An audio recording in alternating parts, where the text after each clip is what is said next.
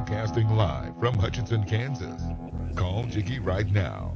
267-22-JIGGY. He's realizing Jiggy Jaguar is better than me. I'm totally serious about that, too. Presenting Jiggy Jaguar. Yes. Oh, I need an on-air light. I need an on-air light. They have on-air lights at K-Sun, but they don't work. They don't tell anybody when they're on.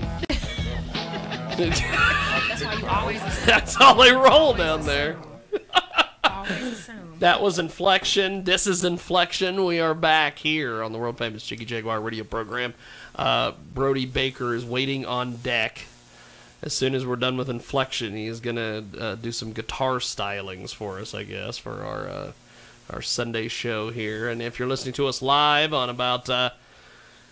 it's not all 50-plus AM FM stations across the country. It's probably about 20. But thank you nonetheless for listening to us today. We also have the lovely Reno in studio today. Hello, hello. And so far, what do you think of Inflection here? They're Pretty great. I want to know more. I want to get to know these guys more. Like, you know, can I know you guys individually? What's everybody's name? I don't know anybody's name. I know everybody. Like, let's go, you know.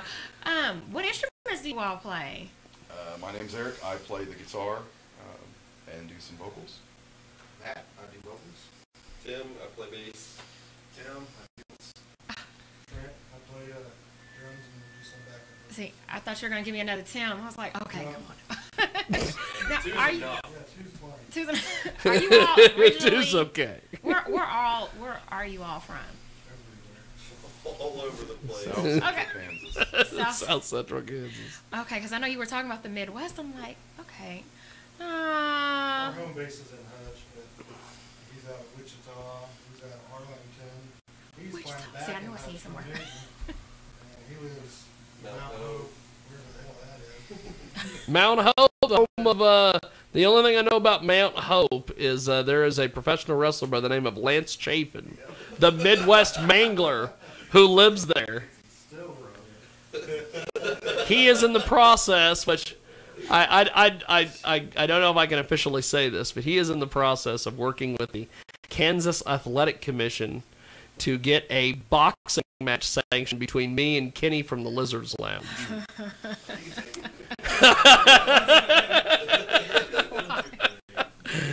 Pay-per-view. Yes. Pay-per-view. It might be pay-per-view. Pay-per-view. Lance either one, and if Kenny won't do it, he's got a midget by the name of Pinky Shoestring. Pinky Shoestring? Who, she, apparently she travels around the country and is a midget wrestler. And he's like, would you fight a midget if I can get Kenny to box you? And I said, yeah, sure, I'll fight a midget. Oh, man.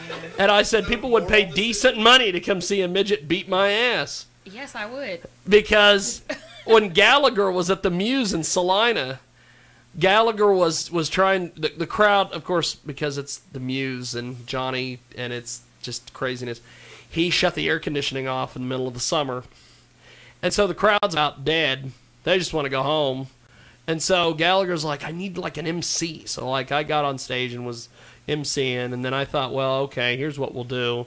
He was like, I want to squirt you with some Dr. Pepper halfway through this thing. And I said, okay. So I started hating on Salina, which is not hard for me to do, and was hating on the crowd and all these things. And then at one point, Gallagher got me with Dr. Pepper, and it brought the crowd into it. And then the rest of the show, and I told Ross, I said, go home and put that on YouTube now. Because I said it'll have 500 views before the end of tomorrow, and it had like 600 views when we woke up. I said, people love to see me getting vanquished. So I said, so when Lance was like a midget wrestler, I'm like, I'm down. I'd pay.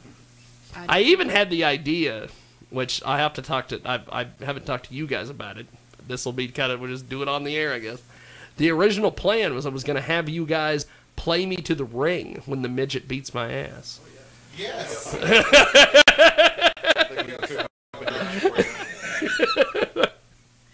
So We can have a theme song for you.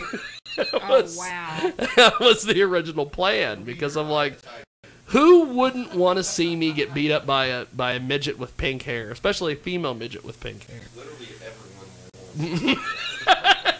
Yes. Yeah, please don't sue. I could probably find one of my old McPherson High School wrestling. I don't know. Somebody is digging that up right now. Call in. If Okay, have you go ahead and keep doing your. You were talking to them. I interrupted with my Lance thing. No. Well, speaking of a lot of crazy stuff, what's the crazy thing that you all have had to deal with as far as being in the band? Well, there's this Kicked out of a bar. Yeah, we have. Well, there's the first one. We were gonna go play Aggie Central Station in Manhattan. We get in there, we get our gear set up, we are ready to go. We even sound checked it. And it's probably about 20 minutes before we go on stage. And a guy comes out. He doesn't even look like he's affiliated with the bar, but apparently he is. And he says, "You guys can't play here." As we're lugging in we all don't- of our Really? We don't do Dragging Yes, on He weekends. said Metal because Night then is you Thursday. had. Metal Show's been Night's booked for Thursday 2 night. months, you know. Yeah. We were playing with a couple of friends of mine They have from friends that Manhattan, look K-State, into and they're in a Oh my more of an indie style band, but they wanted us up there. They wanted to hear. Oh, when did the Aggie thing happen as compared to when the Smedley thing happened? I mean, like that would be last January. Oh my For God! the Aggie Center And Stage, then, and then 6 months later. The really cool thing is both nights ended up turning out very Well, well. yeah. both nights were very successful. We got them. I got them booked as an after party for Concerts for Cause at Smedley's downtown, and I had taken their sound and all their online stuff. Said listen to the band, and the owner was like, "Oh yeah, I really like them, they're rocking," and I'm like, "Okay." And so then they load in, and then they sound checked, and she sat there the whole time, and then she fed them dinner on the bar, and then she gets a hold of me like an hour before they're supposed to go over there, and she goes, "They got to come get their stuff and leave because I didn't realize they were heavy metal." And I'm like, "You sat there and watched them sound check." Wow. So she paid them, Yeah, she paid us. and then Paid us. they went to another bar, the Rusty Needle, and played. Best, yeah, absolutely. And what's funny is that they had already had some of their crowd show up and starting to drink, and they showed up, and they're like, "We're taking our stuff and leaving," and so they took the crowd with them. Oh, we'll see. So they lost money. Sadly's with us. Yeah, we did take some. Everybody had a good time. They came over to the Needle and partied with us. Oh, shoot. So they lost money regardless. Oh yeah, Wow. that was a great night for us though. Yes. Fantastic. It was stressful, but it was damn fun. Oh yeah. So what influenced you all to come together? Like, what was it that put you guys together? Well, when it starts with these two, and how they got together, started making music. They were in a different band playing whenever they invited me to come play the drums for them, and then that kind of fell apart, and after it fell apart, we got back together with Inflection, and then brought the other two in. And we just showed up.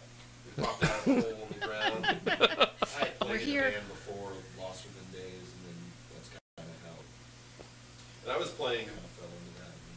When I found out about this band and them having an opening for a bass player, we were doing the first annual Rock Fest out in Rice County. Yes. And I was playing in Jill Spariah as their lead guitar player. For that was the only show I ever did with them. And I heard these guys, and they were amazing. And I was just captivated, and I saw that they didn't have a bass player, so I talked to them, and I was like, well, I'd be really interested in filling that spot. And we did that night. Yeah, spot. So who usually writes the lyrics?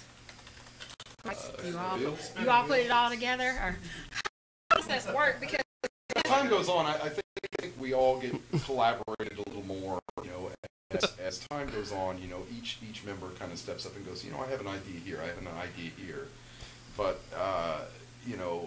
originally, in the past, a lot of stuff would start up from a guitar riff or something like that. We kind of brainstorm, we get a concept going, we get an emotion brewing. And I think a long time ago, me and Tim Field over there, we've been working together for 15 years almost. And I think the original concept of that kind of started with his words and the music I created. And it's just kind of blossomed from there. And nowadays, I mean, everybody in the band is getting involved.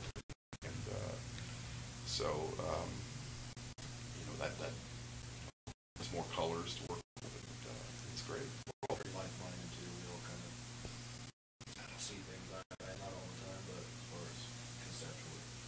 By the way, I was asked to pass along a message to you guys from someone. Tom Smalling wanted me to let you guys know. He said, "Tell Inflection I love them long time." There's a story behind that. There's a story behind. But Tell him to come see us behind stage. We'll take care of it. yes. My face right now. Like, well, huh? So, What we went from good interview to train wreck back to good interview. I guess I don't know. I want to hear the background story. They're not willing to share, so I guess that's moving along. So, do you all have a manager or?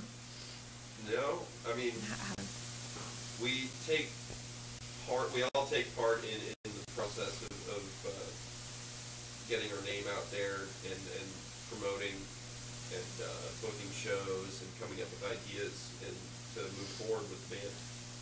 You guys have a history. So, what's the craziest fight? Because I know y'all have been fighting, right? There's fights in every band, right? Yeah. Probably not fist fights. No, Okay. nothing like How do y'all work out a disagreement? Good old fashioned Smoke hug it out. Yeah, I was Hug it gonna say, out. good old-fashioned cigarettes and silence a little bit. Drinks. Oh, Yeah. okay. Play a show. At the end of the day, we all want to go somewhere. We all have, a direction. So we just get it out in the air and get it taken care of. Yeah, because I'm like, y'all seem like y'all just get along, like. Well, in all reality, we're all walking different paths along the same road. You know, Is there anything you're doing besides this? Besides music? working. I mean, and it's hard to find time every once in a while. You know, your life can kind of take hold of you. Yes. And, try to keep you from doing the things that you want to do. Yep. It's you got to find out what's in your best interest, and usually it's doing whatever you want to do, and we all want to be entertained. That's awesome. Yeah. We've got Inflection with us in studio today. If you're watching us live on the Ustream, which apparently there are a few folks because Tom Smalling figured it out.